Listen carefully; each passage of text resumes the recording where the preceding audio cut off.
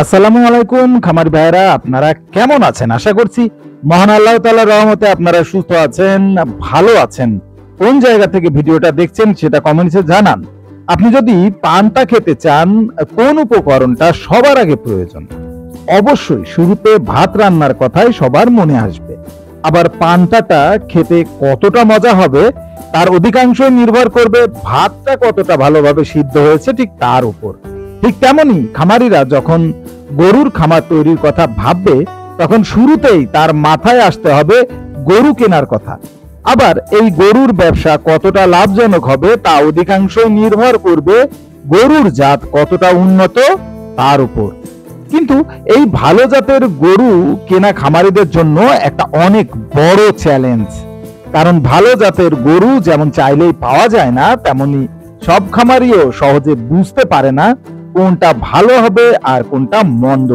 এই যে গরু কেনার বিড়ম্বনা, তাই আজকের ভিডিওতে আমি আলোচনা করতে চলেছি ভালো জাতের গরু কোত্থেকে কিনবো সে বিষয় সম্পর্কে।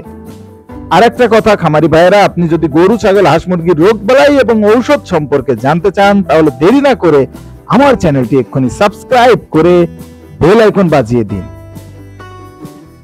এটা গেল সমস্যার কথা, এবার সমাধানের পালা।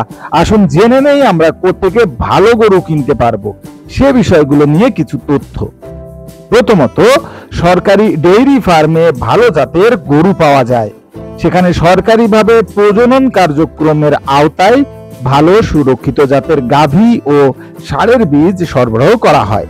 তাই যদি আপনি পারেন, আপনার পরিচিত কোনো প্রাণী সম্পদ অফিস বা ডেইরি ফার্ম থাকে, সরকারি যে ফার্মগুলো, সেখান থেকে আপনি আপনার পছন্দের মতো গরু বাছাই করতে পারেন, তাহলে কিন্তু ঠকবার কোনো চান্স নেই।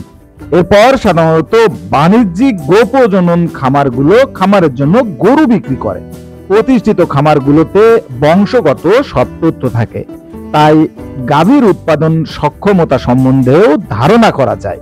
এছাড়াও বংশগত রোগবালাই সম্বন্ধে নিশ্চিত হওয়া যায়। অর্থাৎ যারা বাণিজ্যিকভাবে গরুর খামার করে তাদের কাছ থেকেও আপনি গরু কিনতে পারবেন।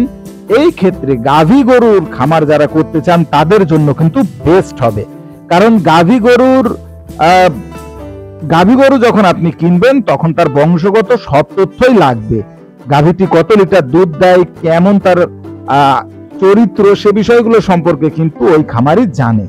তাই গাভী গরুর খামার যারা করবেন তারা অবশ্যই খামার থেকেই গরু সংগ্রহ করবেন।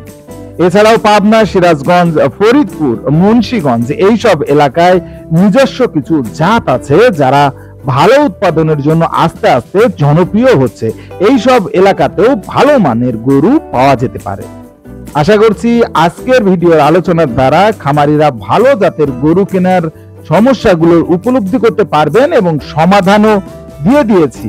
তাই দেরি না করে নতুন খামার যারা করবেন তারা অবশ্যই উন্নত ভালো জাতের গরুগুলো সংগ্রহ করবেন। আমি যে জায়গাগুলোর কথা বললাম এই জায়গাগুলোর যে কোনো একটা জায়গায় আপনি সার্চিং করলেই কিন্তু ভালো জাতের গরু পেয়ে যাবেন। আপনি কোন বিষয়ের উপর ভিডিও পেতে চান সেটা অবশ্যই কমেন্টসে জানাবেন। আর গরু ছাগল হাঁস মুরগির রোগ বালাই ঔষধ সম্পর্কে জানতে দেরি না করে আমার চ্যানেলটি এক্ষুনি সাবস্ক্রাইব করে বেল আইকন বাজিয়ে দিন। ধন্যবাদ।